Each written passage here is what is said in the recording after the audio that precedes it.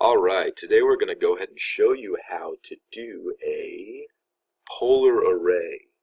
So we're going to start out by making a circular flange by going up to the top of the screen, and we can either click on the circle command or we can type the letter C on the keypad and that'll automatically open that command. So go ahead and do that now. Now we're going to go ahead and select one of the major grid lines on the screen. We're going to select it and we're going to drag this circle out. Notice that we have a radius selected, so we're going to click the tab key. That will toggle us to a diameter command, and then we're going to go ahead and make a 6-inch diameter flange. So we're going to click 6 and then enter, and then notice now that we have a nice 6-inch circle. So now we have to add some bolt holes to this. And once again, this is only if you don't have the shapes or the parts catalog up here.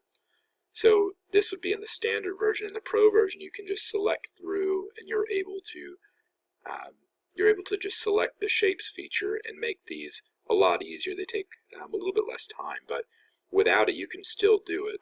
It's not that difficult. So now we're going to go ahead and add the first circle. So we're going to click C again, and now we're going to drop it about a 1/2 inch above the bottom of the circle here.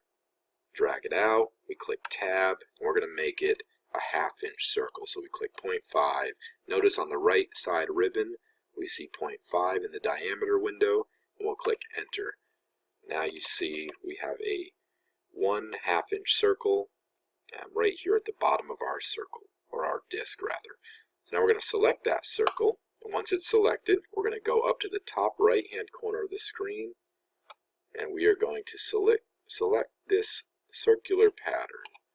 Once that's selected, notice how we're circled around one of our bolt holes, but we don't want it there, so we're going to drag this center position into the center of our disc, and now we have 4 holes. So if we want to increase the number of holes in our polar array, we're going to go over here where it says count, and we'll increase that to 6. So this might commonly be used for something like a bolt pattern on a Chevy or a Ford truck, and those get measured from the center point of this triangle. So you can measure from here to there to there. That's how you could designate that or build that outside of this environment and then recreate it in this environment. So we're just going to go ahead and click the check mark, and now click off screen, and we have that flange. Say we want to add an open ring in the center, we can do that now, and we will click tab, and let's do 2.5 inches, enter. So now we have a nice little spacer design for a wheel hub, and we're going to go ahead and send it to cam, and notice we have all of our lead-ins generated. If we want to update those, we can do that by going to selection, cutout breaks, arc, and radius. Let's do 0.125, and we will do 180 degree arc angle, and we'll check that off. Now once that's done, we can also do an outside cut, and we will do a line, and let's do a 0 degree angle. This will give us a tangent line lead in, and then we're going to increase the lead-in line length to 0.75, so 3/4 of an inch. Click the check mark, and that would be perfect for sending over to the CNC software and cutting this.